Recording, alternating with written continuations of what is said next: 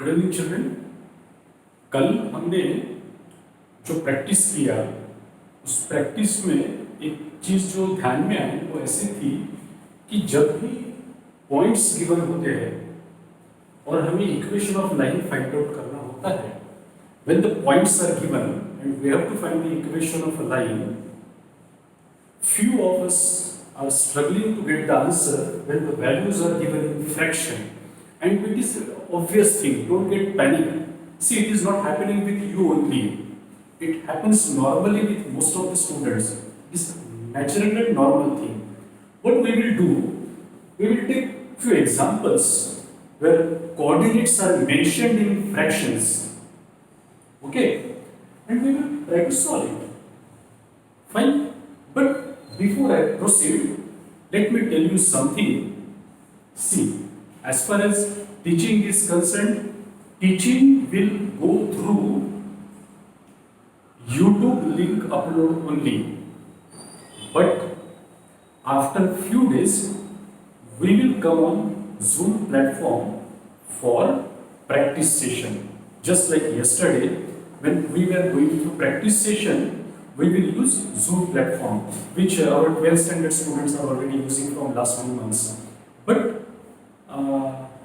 instead of going directly to the Zoom platform, I will explain you how to register Zoom, how to send the contact request, how to create a channel and everything.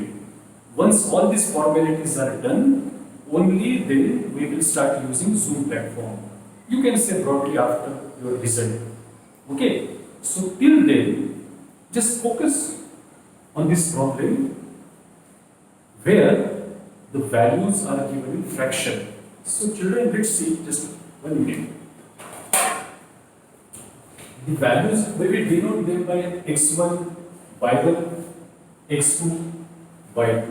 Okay, now first of all, for finding equation of a line, the thing that we will do is complete the formality of finding the slope, that is m is equal to y2 minus y1 upon x2 minus x1, which is equal to y2 minus y1, that is 3 by 2 minus 3 upon x2 minus x1, that is x2 is 5 minus x1 is 1 by 2, that is equal to, no, because there is nothing in the denominator, so we will take 1. So this is going to be 3 ones are 3 minus 2 threes are 6 upon 2 ones are 2. Okay, in the denominator there are again 1, 5 twos are 10, 1 ones are 1 upon 1 into 2, 2. Because the denominator is the same, so we will cancel it. We will cancel the denominator because it is the same. Otherwise, it will become 3 minus 6 is now minus 3, 10 minus 1 is 9, and this is now going to be minus 1 by 3. Here we got the value of m. ठीक है? तो ये important portion हो गया, हमें इसको ध्यान में रखना होगा। आगे next, once we get the value of m, we will write the formula y minus y1 is equal to m x minus x1. Okay, rather, if you find it confusing, let me write the whole thing. Y minus y1 is equal to y2 minus y1 upon x2 minus x1 into x minus x1. I had written m. It was right because m means y2 minus y1 upon x2 minus x1. But just avoid the confusion, 2 points are given and this is 2-point formula. Y minus y1 is 3, y2 minus y1 upon x2 minus x1 का value है बेटा minus 1 by 3 और x minus x1 का value है आपका half. विद्या x1 का value अक्सर हमको ये तकलीफ देता है, ऐसा कॉम्बिनेशन या ऐसा calculation. So this becomes y minus 3 जो इधर आ गया बिल्कुल आ जाएगा इधर, इज इक्वल टू बेटा माइनस 1, और तब तक ब्रैकेट में देखो आप बढ़िया ध्यान दो, 2 into x 2x minus 1 upon 2, which now becomes 3y minus 9 is equal to -1 into 2x minus 1 upon 2। वही स्टेप हमने रिपीट किया है। अगली स्टेप पे ना 2 इधर आ जाएगा, तो इधर आ गया, तो ये बन गया बेटा आपका 2 into 3y minus 9 is equal to minus 2x minus 1, जो बनता है बेटा 6y minus 18 is equal to minus 2x plus 1। मेरे लिए इतना पर्याप्त है। जैसे आगे तो 2x plus 6y minus 18 minus 1 equal to 0, that is 2x plus 6y minus 19 equal to 0। ये पोर्शन तो आप कर सकते हो। मैंने आपको ये एक्सप्लेन किया कि जब कोऑर्डिनेट्स फ्रैक्शन में गिवन होते हैं तो हम लोग पहले ये वाला पोर्शन फाइंड आउट करके रख देते हैं, उसके बाद में हम लोग फार्मूला अप्लाई करके आंसर निकालते हैं। तो ये हमको कैसा करना है, ठीक है बेटा। तो ये फेयर कॉपी में नहीं लिखना है हमको, जो हमारे चैप्टर का कॉपी मेंटेन कर रहे हैं। पेजेस पे कहीं भी इसको प्रैक्टिस करके आप नोट करिए। मैं आपको एक दो वेराइटीज इसमें और बताता हूँ। चलो, तो इसमें जो देखा था इसका स्पेशलिटी ये था, दो फ्रैक्शंस थे लेकिन दोनों का डिनोमिनेटर सेम था, 2 2। देखते हैं अगले प्रॉब्लम में क्या होगा अगर दोनों का डिनोमिनेटर सेम ना रहा तो क्या होगा, देखते हैं। चलो पहले इसको ना पॉज करके पूरा नोट करेंगे बेटा।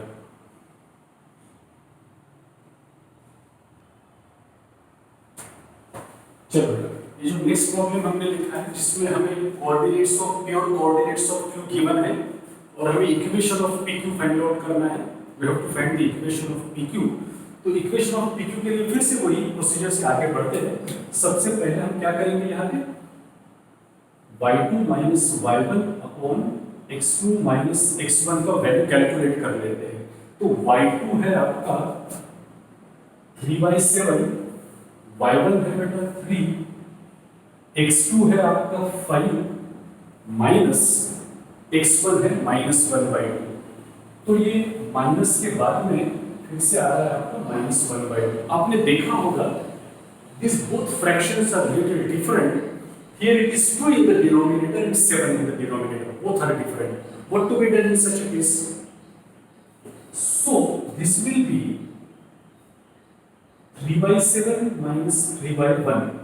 क्या हो गया बेटा, नीचे कुछ नहीं तो हमने 1 लिया upon 5 minus into minus plus 1/2, और अगेन नीचे कुछ नहीं है तो हमने 1 ले लिया है।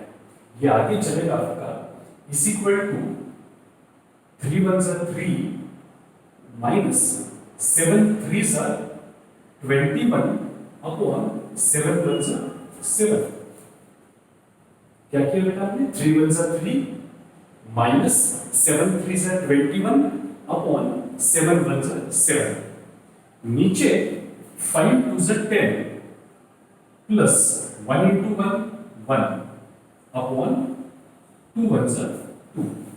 ठीक है, ये आगे चलेगा बेटा आपका इज इक्वल टू, सिंपल करते थोड़ा मैं इधर लिखता हूं, इज इक्वल टू आप ऊपर देखिए 3 माइनस 21 हो जाता है आपका -18 अपॉन 7।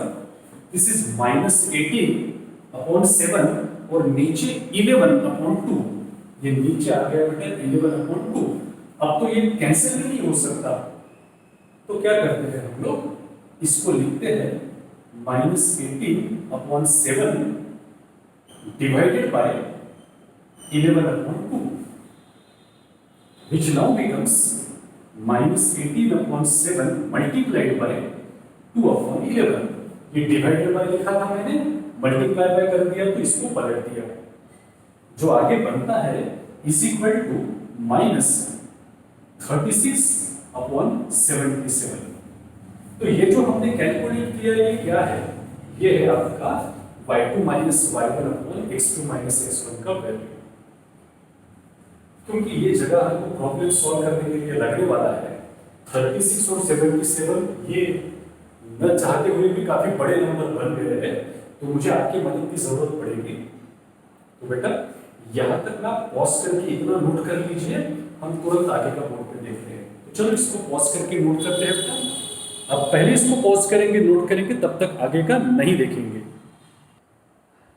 हाँ चलो, ये आपका y माइनस y1 का वैल्यू है 3 इज इक्वल टू, ये जो हमने थोड़ी देर पहले यहाँ पे नीचे आंसर निकाला था वो था -36/77, कैलकुलेट करके जो वैल्यू निकाला था हमने पुट कर दिया, तो ये है बेटा आपका x माइनस x1 जो अपने आप में खुद नेगेटिव है। तो आप समझ गए, जैसे यहाँ पे हुआ था माइनस माइनस प्लस, वैसे यहाँ पे भी x माइनस x1 का वैल्यू नेगेटिव है तो वो हो जाएगा आपका 1/2। नेक्स्ट स्टेप में 77 इधर आ गया, y minus 3 equal to -36 into 2 into x 2x plus 1 2 1 जा 2। नेक्स्ट स्टेप में ये जो 2 है ये एक तो इधर आ सकता है तो इसको मल्टीप्लाई करेगा, ठीक है ना, आप समझिए बात को। नीचे वाला 2 इधर आके इसको मल्टीप्लाई करेगा, परंतु ये यहीं पे कटता है अगर, तो मैं अभी इसको यहीं पे कैंसिल कर देता हूँ, 2 1 जा 2 18 जा। और अगर ये कैंसिल नहीं होता है तो ये इधर आ सकता है 77 के बाजू में मल्टीप्लिकेशन में। तो ये चल रहा है अभी आपका 77 into y minus 3 equal to -18 into 2x plus 1। 77 into 3 थोड़ा बड़ा हो जाता है ना, तो यहाँ पे पॉज करके आगे का आप पूरा सॉल्व करके मुझे सेंड करोगे। मैंने आपको फ्रैक्शन वाले प्रॉब्लम्स कैसे सॉल्व करते वो बताया। फ्रैक्शन सेम रहा, जैसे नीचे 2 2 है तो, या फिर जैसे यहाँ पे एक फ्रैक्शन में नीचे 2 है दूसरे में 7 है तो कैसा करना वो भी एक्सप्लेन किया। थोड़ा इस पे प्रैक्टिस करते हैं। चलो कम ऑन, इसको ना फिनिश करके सॉल्व करके सबमिट करेंगे।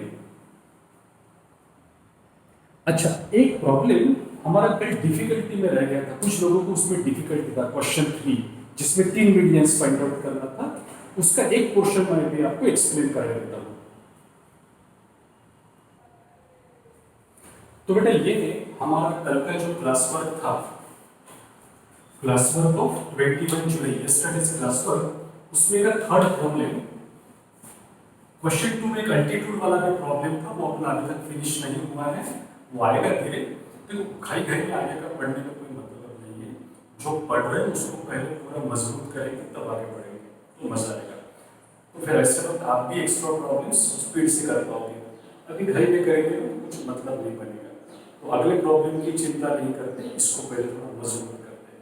अल्टीट्यूड नहीं पढ़ा हमने अभी तक, वो वाला प्रॉब्लम क्वेश्चन को आपको नहीं करना था, हम मीडियन की प्रॉब्लम सॉल्व कर रहे हैं। ये मैंने डायग्राम बना के रखा है। तो question is find equations of medians. अब एक ट्रायंगल में 3 मीडियंस होती है, there are 3 medians in a triangle. क्योंकि एक ट्रायंगल में 3 मीडियंस होती है तो हमको 3 इक्वेशंस फाइंड आउट करने हैं। Find equations of medians of the triangle whose vertices are। अब इसको नाम नहीं दिया है, आप देखिए क्वेश्चन में, आपके पास जो क्वेश्चन होगा कॉपी में तो उसको नाम दिया नहीं है, मैं नाम दे देता हूँ। We will write it as A B C, और ये हमने डायग्राम बना दिया यहाँ पे, और 3 मीडियंस का हमें इक्वेशन फाइंड आउट करना है। तो किसी एक मीडियन से स्टार्ट करते हैं। मैंने फोकस किया ये वाली मीडियन पे। अब अगर ये ब्लू कलर का लाइन मीडियन है, मतलब क्या है, मान के चलिए कि इसका नाम है बीई। अगर ये है आपका मीडियन बीई, तो बेटा अगर बीई मीडियन है,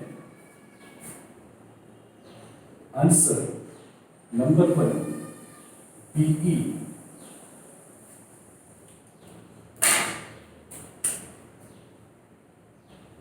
be is the median, therefore E is the midpoint of AC।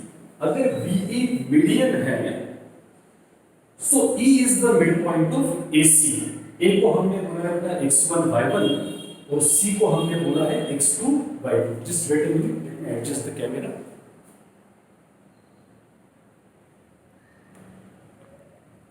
Okay, great।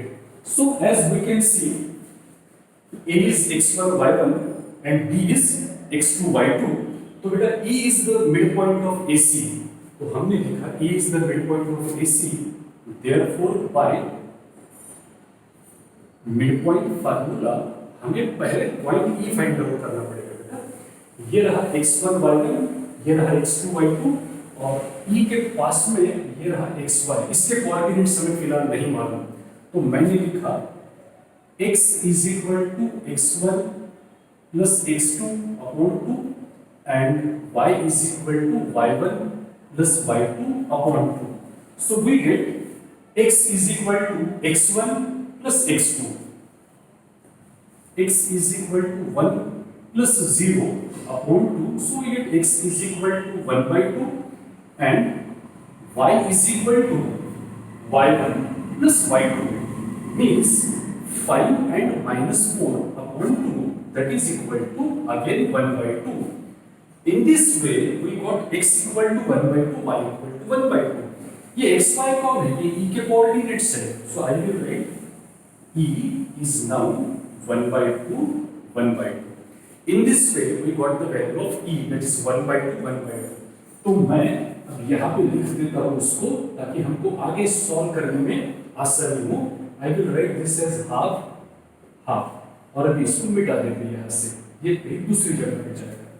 तो बेटा आपको अभी क्या करना है, बिल्कुल प्रैक्टिस पेज पे कर रहे हैं, फिर भी मैं थोड़ी देर में चेक करने वाला हूँ. इसके पहले मैंने दो प्रैक्टिस एग्जांपल्स लिए थे, जिसमें एक में हमने AB का इक्वेशन फाइंड आउट किया, अगले में PQ का इक्वेशन फाइंड आउट किया. दोनों का इमेज निकाल के तो आप मुझे बाद में सेंड करोगे ही. जितना बोर्ड पे आप देख रहे हैं पॉज करके पहले उतना नोट करोगे, हम आगे बढ़ने वाले हैं, इसको अच्छी तरह से सॉल्व करने वाले हैं. कम ऑन बेटे, इसको पॉज करके इतना नोट करते हैं आप. सुनो, for finding equation of median BE, जो डायग्राम में देख रहे हैं BE मीडियन, उसका यदि हमें इक्वेशन फाइंड आउट करना है तो हमें दिख रहा है कि पॉइंट B है आपके पास -2 3 और BE और पॉइंट E है बेटा हमारे पास में हाफ हाफ, और हमें BE का इक्वेशन फाइंड आउट करना है. तो मैं इसको लिखने जा रहा हूं. I am going to write this as x1 y1 x2 y2, और रफ में पहले हम लोग ये कैलकुलेट कर लेते हैं. Therefore, y2 minus y1 upon x2 minus x1 is equal to y2 minus y1, that is half minus 3, x2 minus x1, that is half minus minus 2, दो बार माइनस आ गया, half minus minus 2 will be plus 2. This now becomes better 1 into 1, 1, 2 into 3, 6 upon 2 ones are 2. नीचे 1 into 1, 1, 2 into 2, 4 upon 2 ones are 2.